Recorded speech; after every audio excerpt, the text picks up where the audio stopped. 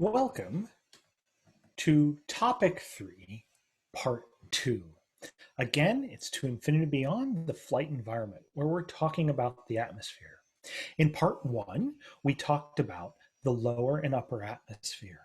In Part 2, we're going to talk about the standard atmosphere and what we mean by the standard atmosphere, how it relates to the real atmosphere, the atmosphere that we all experience every day, and why we use it both for aircraft design and aircraft performance. The standard atmosphere, as I said, is an artificial creation. It's meant to cover what we would consider the typical atmosphere, the atmosphere that you're most likely to encounter over the course of the year. It's not necessarily the mean or the median or the mode in any one way. We use it for vehicle design and performance. So when you do aircraft design and aircraft performance next year, you're going to work mostly with the standard atmosphere. It's created and applies to about 40 degrees north latitude. And the reason I say north is that the atmosphere in the northern hemisphere is not the same in the southern hemisphere. Can you think of why that is? The reason the atmosphere is predominantly different in the two hemispheres has to do with the distribution of land mass and water mass. The northern hemisphere has by far the majority of the land mass on the planet, and therefore the southern hemisphere has the majority of the ocean. In fact, it is so different between the northern and southern hemisphere that it changes the way our weather works massively.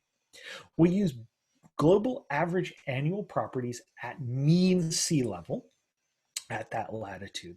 So we're talking 288.15 Kelvin, which is 15 degrees C or 59 degrees Fahrenheit, is a standard temperature day.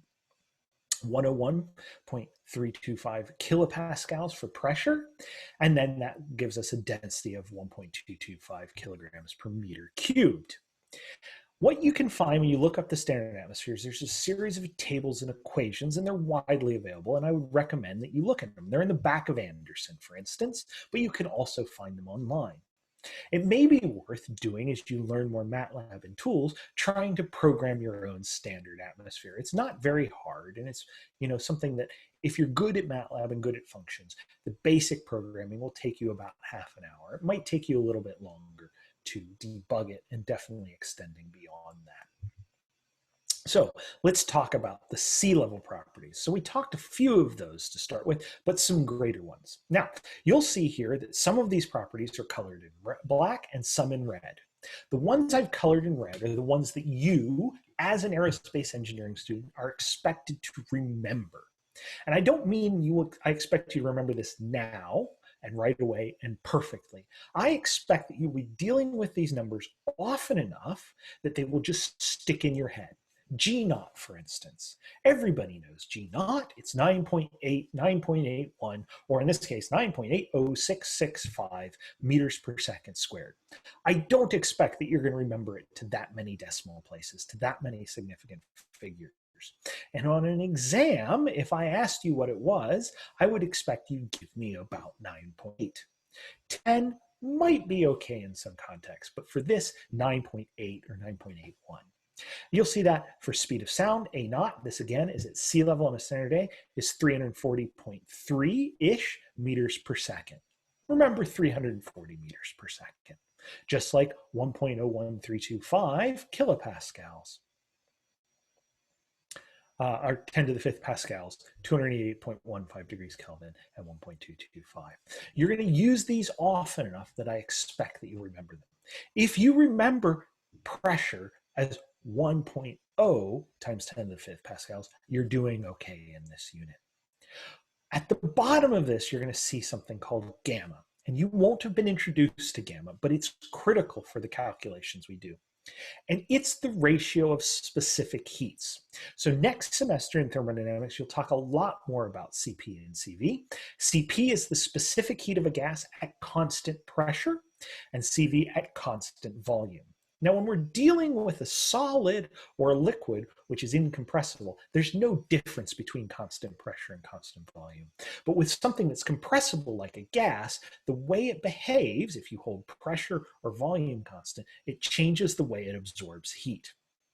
So holding pressure constant means you're allowing the gas to expand as it heats up, versus holding volume constant, you will let the pressure go up. And as such, the amount of heat that the gas can take for, or amount of energy it takes in for a specific change in temperature is different. For a diatomic molecule like oxygen or nitrogen, it's 1.4. And if you want to know, we can discuss in the question and answers what it is about different molecules that gives it that property. For a monatomic molecule, say helium, it's 5/3, so it's higher. So the more complex your molecules get, the more what they call degrees of freedom, the closer that number becomes to 1. Obviously, for something like very, very complex that's solid, it is 1. Okay, some other properties that we use. One is the perfect gas law. P equals rho RT, or P equals RT. In this case, remember, R is the gas specific function versus the universal gas constant. So in this case, we would use a statistically average gas constant for air based on the mass of air. Again, 78% nitrogen, 21% oxygen, and the remainder is just other stuff that we don't really worry about. Shown there. For us, it's about 287 joules per kilogram per Kelvin. The speed of sound, A, is square root of gamma RT. So there are gammas coming into effect, R 287, and T is the temperature. What this means is that as the temperature goes up, the speed of sound goes up. As the temperature goes down, the speed of sound goes down. Now, remembering back to the properties of the troposphere, what happens to temperature as you go up in altitude? Yes, it decreases, and therefore the speed of sound decreases. And it decreases with the square root of the change in temperature. So if the temperature halves, it's 1 over square root of 2 decrease. If the temperature goes down by a factor of 4, the speed of sound decreases by a factor of 2. We have other things like thermal conductivity, dynamic viscosity, kinematic viscosity, Reynolds number. Don't worry about those yet. They're just something that you can refer to in future units, fluids, aircraft performance, whatever it happens to be as you get there and how the atmosphere affects it. Okay, let's talk about our standard atmosphere vertical structure. So on the left here, we have temperature versus geopotential altitude. Now, we haven't talked about what we mean by geometric and geopotential altitude, but just to the case, geopotential altitude is an altitude that is the same, independent of where you are on the Earth, and therefore independent of the local gravity. It uses that G0. But for the purposes of this unit, let's just consider geopotential and geometric altitude to be about the same. They aren't, but we're going to do that for this unit. So on a standard day at sea level, our temperature starts out as 288.15 Kelvin, decreases with altitude to just under 220 Kelvin here at 11 kilometers, then is constant in the lower stratosphere, increases a little bit in the upper stratosphere, and then as we get into the mesos and thermosphere, it increases rapidly, and in the exosphere, it decreases. And the reason it does that has to do with the way the atmosphere behaves. In this lower atmosphere, here and down, we behave as a continuum. And as such, it's very easy for energy from one molecule to be transposed onto another molecule. They bump into each other a lot. Up here in the exosphere, the molecules are far enough apart, they rarely interact. So all the transmission of energy from one molecule to another has to be done through radiation. And what that means is if one molecule gets very hot, it doesn't really spread it. So all these other molecules are constantly radiating off their energy into deep space and cooling down. Also, what happens up here, we haven't absorbed all the sun's rays. So we're still absorbing lots and lots of rays of the sun up here. That's why it warms up as it is. And then down here, that's all been absorbed, and it's just losing heat as it goes up. Again, pressure decreases exponentially with altitude. It's just the hydrostatic equation that you're learning in fluids. Nothing else to it. Okay. When we talk about the standard atmosphere, it's often very, very useful to use non-dimensional properties. And the reason for this is very often we have non-standard days, but these non-dimensional properties work the same. There's one for pressure, one for temperature, and one for density. For pressure, it's local pressure over sea level static standard pressure, P naught. We call that delta. The equivalent for temperature is theta, and sigma for density. We also can use these properties to relate speed of sound to each other. Remember, P equals rho RT, so delta equals sigma theta, and speed of sound is related as A is A naught times the square root of theta. So it's much easier to work in terms of those properties than it is to work with the hard things. If I want to know what happens to speed of sound at an altitude, all I need to know is what happens to temperature. If I want to know what happens to density, all I need to know is what happens to pressure and temperature. Okay, so our governing relations. dP is minus PGDH. Here's the difference between geometric and geopotential. When we're using G naught, 9.81 meters per second squared, we're using geopotential altitude. That's the one I want you to think about. So dP is minus rho GDH. Perfect gas law, and thus we get this. Now, the key thing is what happens to temperature. All of the pressure and density is a function of our behavior of temperature in our standard atmosphere. In the troposphere, temperature lapses. So T is T at the bottom of that layer. For the troposphere, it's at sea level. At the stratosphere, it's at the tropopause. At the upper stratosphere, it's at the mid-stratosphere break layer. And then at the stratopause and mesopause. And T equals T at that layer plus the lapse rate minus the difference in altitude, geopotential altitude, where you are to where that layer is. Now, what do you think the lapse rate is for the troposphere? Is L positive or negative? That's right, it's negative because as we know, T decreases with altitude. So for non-constant temperature, we use these equations, and with T is where L is not zero, we can do this, and we get this at the bottom. And one of the things I'll show you is how to actually work these out and do some calculations. But for now, they're just there for you to know, and you can work from there. In the lower stratosphere, where temperatures are constant, we get a different behavior, this. But it makes it really easy to figure out what the difference in altitude from a difference in pressure is. Okay, so remember I talked about N, 0 is at sea level, 1 is the tropopause, 2 is the mid-stratosphere, 3 is the stratopause and up. Here's what those properties are. And as you can see, in the lower stratosphere, our temperature is constant. As such, our speed of sound is constant. Remember, if we want to go up to T over T naught, that relationship, we take T over Tn, Tn over Tn minus 1, all the way down.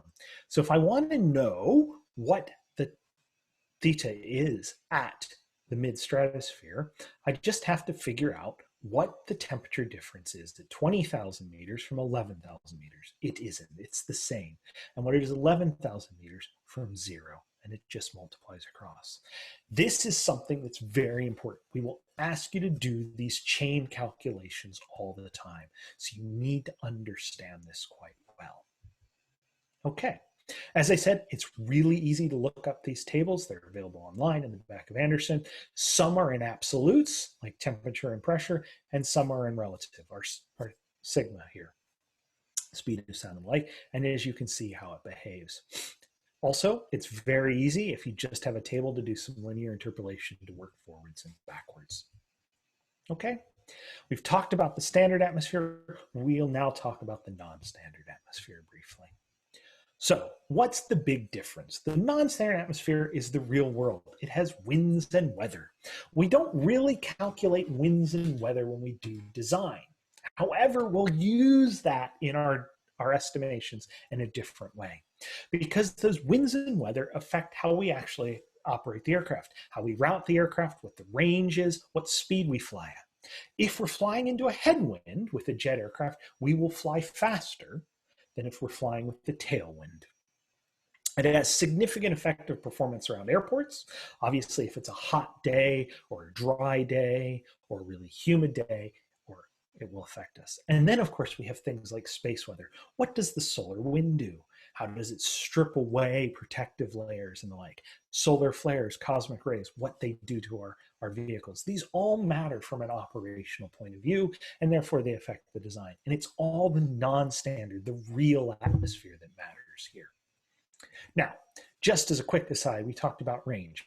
When we're designing an aircraft, we use what's called the standard ranges, the wind average ranges. So we take generally our 80% winds. And for this reason, it's amazing if I'm designing or operating an aircraft, New York is further away from London than London is from New York. Think about what that means and why that occurs. Okay? This is maybe what winds look like at different layers. Near the surface, it's relatively slow and calm. As we go up in altitude, especially around the tropopause, we get significant wind speeds. And as you can see on these two bottom graphs, the winds are very strong and all in a line. And this is an example of what's called the jet streams that orbit the poles, both in the northern and southern hemisphere. They're very beneficial to us, and it's why New York is further from London than London is from New York. Okay? So, over the last two videos, we've talked about the properties of the atmosphere that are crucial to understanding flight, how aircraft and spacecraft behave, how we design them. We've talked about the layers of the atmosphere, both heterosphere and homosphere, troposphere and stratosphere, exosphere and ionosphere, all of those different things. And each of those layers has distinct properties and distinct relationships. And I think you need to understand and grasp what those are. We've talked about how engineers and designers often use the standard atmosphere in their initial work, but that we also will cheat. And when we're doing operations and operation planning, we have to include winds and real things like winds and solar activity. So that brings us to a conclusion of topic number 3.